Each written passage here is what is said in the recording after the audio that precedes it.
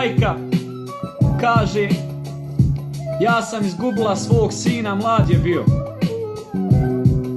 I suze lijem i danas dale život kako da nastavi.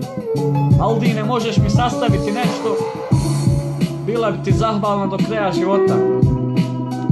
Pa ovako to ide, rođaci moji. MC Aldin. Dragi moj sine, mama ti piše pismo. Godine prolaze, vidjeli se nismo. Tvoje slike imam, svaki dan ih gledam. Zauvijek si u mom srcu, nikome te ne dam. Znam da te nema, da više nećeš doći.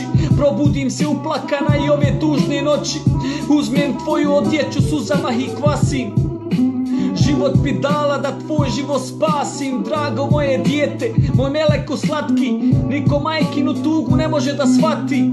Majka kad voli to vječno i traje, niko kao majka djetu ljubav ne daje. I danas te čekam kraj prozora često. Pojavi se sine moj, bar mi reci nešto. Tvoja sestra pita me hoće li braco doći. Duša me zaboli kad joj vidim uplakane oči.